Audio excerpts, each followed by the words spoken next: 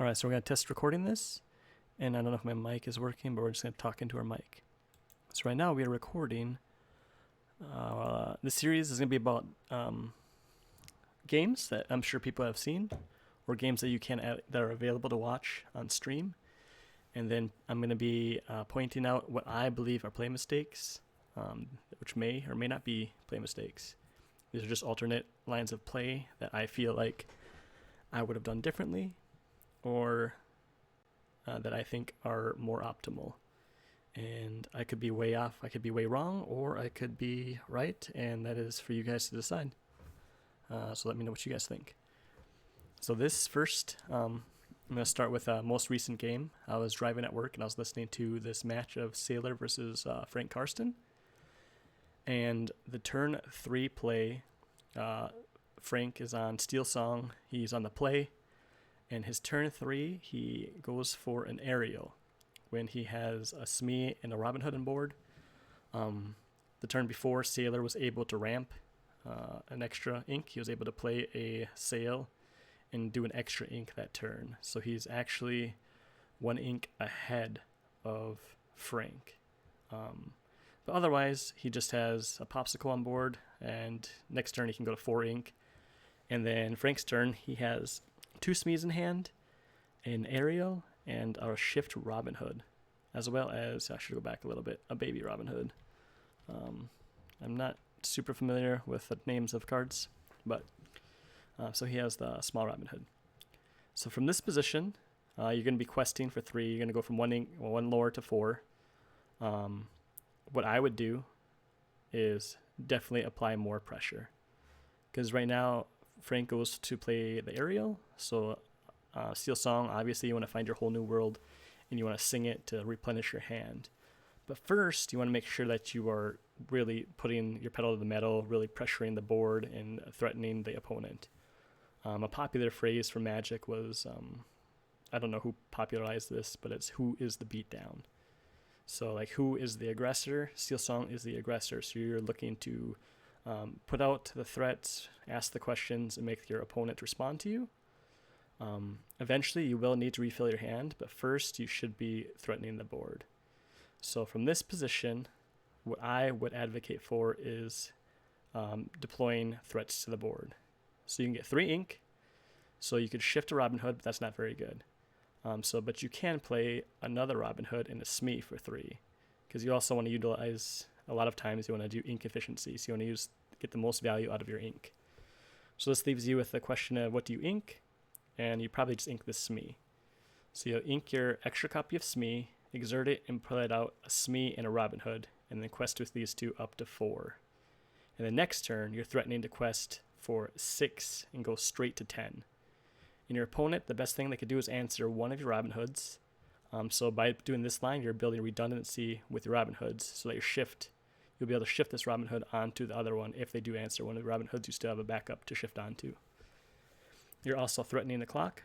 You're threatening to putting pressure on the board for the lore. And the next turn, you'll have the option to do this play where you deploy the aerial to look for a whole new world.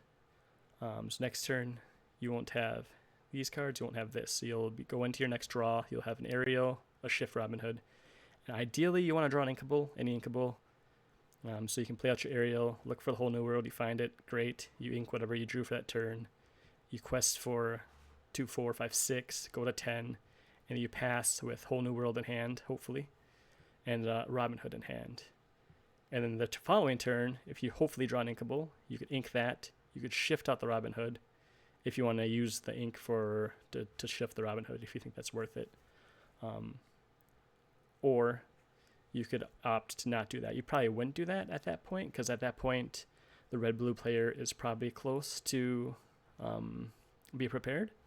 So then you're hoping to sing.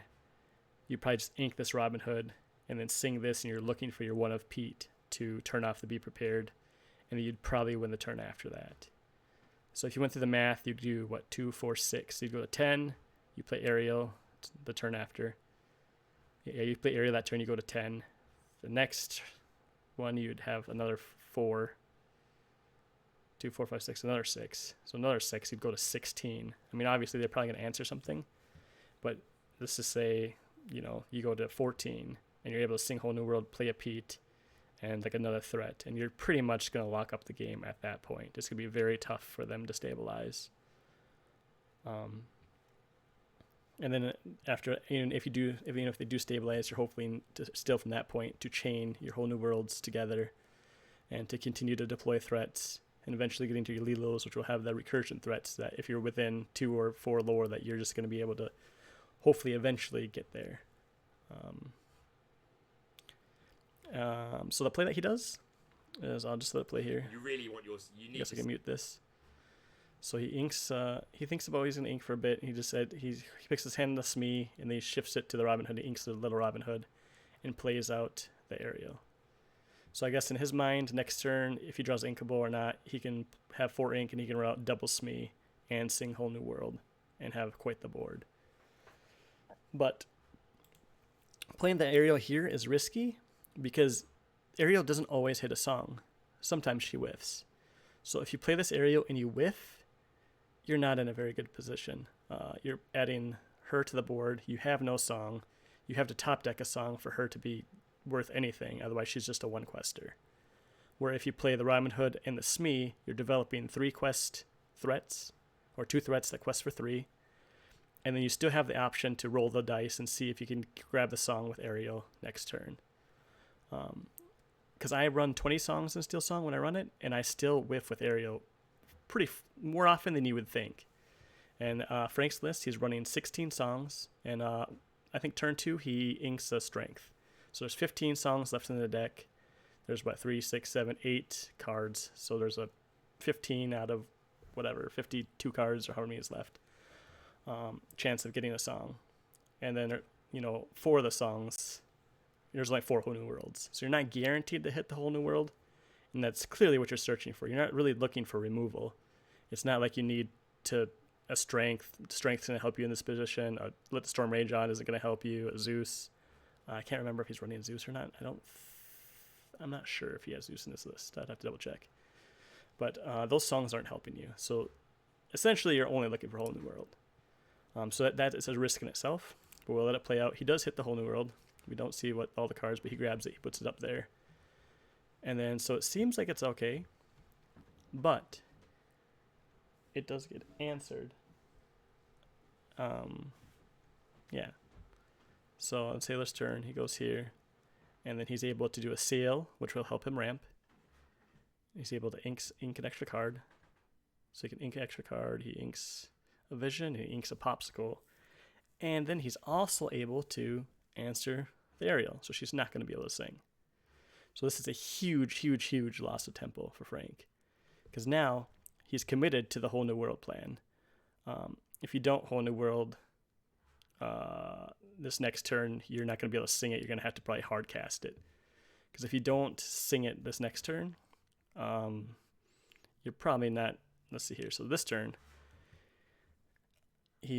what he opts to do is he's kind of forced himself into this line. So he's going to shift the Robin Hood and use that to sing Whole New World. Alternatively, he could ink one of the Robin Hoods, run out double Smee, and still just quest, which might not be bad actually. Because 3, 4, 5, he's still Sailor still will not be able to clear the board. He'll probably be able to clear one of your threats. So he could clear your Smee, which would leave you with 2, 4, 5, 2 Smees and a Robin Hood. But he's going to get to be prepared eventually. So even if he does that, in next turn you can shift Robin Hood, sing Whole New World while questing for 4. Let's say that Maui comes down and answers Smee. You go to 8, 9, 10, 11. He still might be able to stabilize. So, I'm not talking about that line. I don't want to go that far down that line. But I'm just talking about the turn before this. So the turn before this, since he went with the aerial line and the aerial got answered, he is forced here to ink the Robin Hood. And then he sings Whole New World. So that means he's ditching he's ditching 2 cards for 4 cards. So they're both driving up to 7. Essentially, he gets to draw 5 while giving the red-blue player an extra 3 cards. So it's not great. It also takes away one questing thing. So he's going to lose this one quest, and he's only going to be able to quest with Smee to 6 this turn. So at the end of his 4th turn, he's only going to be at 6 lore. And then both players are going to have 7 cards in their hand. And from this position, the red-blue player could easily stabilize. The only thing that I think saves Frank's game is the fact that he drew his One of Pete. There's a One of Pete in his deck. He got it off this whole new world. If he wouldn't have got it, I would say that he probably just loses this match. But since he gets it, he's able to stall to be prepared for a turn and get the lore that he needs to close the gap, get closer to 20. And even then, it comes down to a nail-biting finish to where he's at 16 lore, and he has only a Rapunzel in play. But he does have the 3 Lilos in the discard, so he's able to bring back the 3 Lilos. But at this point, Sailor has 3 or 4 characters on board to answer all of them. But he has just enough ink that he's able to play out a Simba bodyguard shifted, or Simba body in a bodyguard position, and then shift the Simba that readies all your other exerted characters. And he's able to make the game win in a nail-biting fashion. But I argue that, like I said before, if you take the more aggressive line from this earlier position and you just put on the pressure and you just become the beatdown, you put on the pressure, you're questing. So instead of questing from 4 to 6, you go from 4 to 10 or 4 to 9. That's just that clock. You're taking off a couple turns. You're just definitely putting the pressure on. And I think the game would have been over much, much quicker. So you have to tell me what you guys think, if you agree, if you disagree. But watch the match. And it was a very, very good first game. But I feel like it could have just been over right away if Frank would have taken the more aggressive line and just put the threats out on the board. He went for the whole new world. He went for the wheel a little bit early. So that's a hard thing with Steel Song decks, is knowing when to wheel, doing it too early or doing it too late, and it's just trying to figure out the right timing, the balance between playing out your hand or just trying to wheel as fast as you can before they can ramp. So it is a balance, and there's no correct answer that is always correct. So let me know what you guys think.